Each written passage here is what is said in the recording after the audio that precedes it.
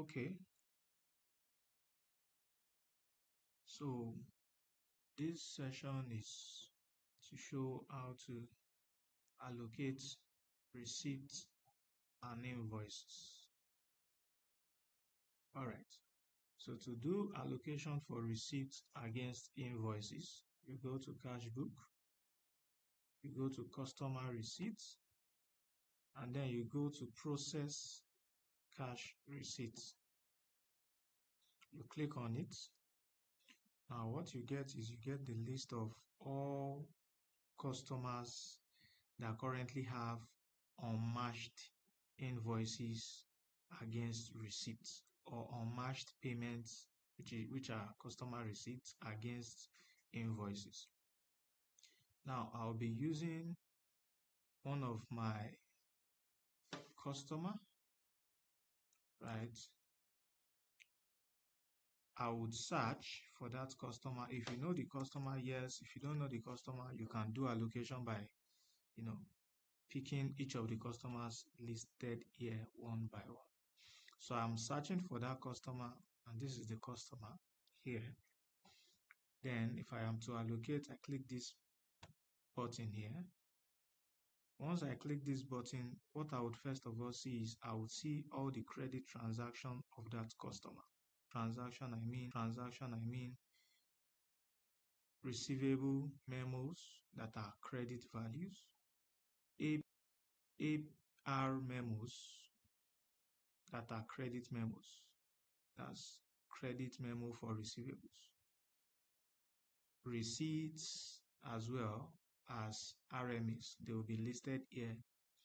You'll see their IDs, the type of transaction, the check number or the reference number, the customer ID, the transaction date of that transaction, the currency of that transaction, the exchange rates, the amount on that transaction, and the balance quantity.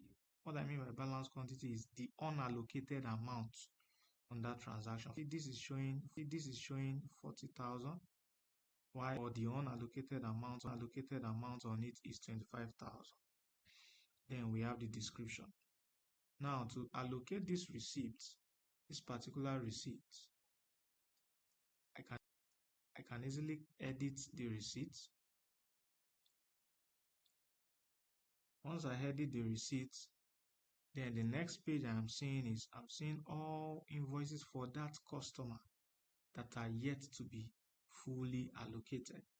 Now I'm picking an interest in this first invoice. You can see it's actually a debit memo, not an invoice. So it will show you invoices as well as debit memos or journals that are receivable journals but of debit value, right?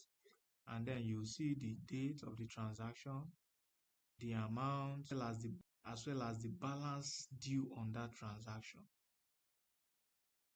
The balance due is usually either equals to the total or less than it. That's the unallocated balance, is what balance due represents.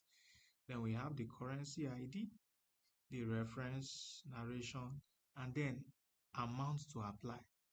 Now in this amount to apply, I will be putting, let me say I would apply 20,000 first, just for you to see.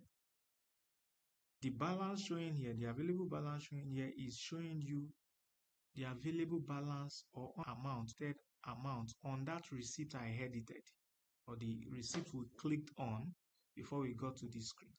So if I'm to allocate 20,000 out of it, I'll click this checkbox and I'll click put 20,000 in this amount to apply field.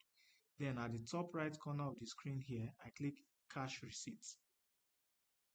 So if I click cash receipt, the system rolls, processes it, and does the allocation. So I'll wait for the system to give me a feedback that the allocation has been done. Once you fully allocate any receipts, the receipt leaves this screen. You could no longer see it on this screen, as well as the invoice or debit mail. So as you can see, once I allocate, it takes me back to the receipt screen, where you can see this receipt and the balance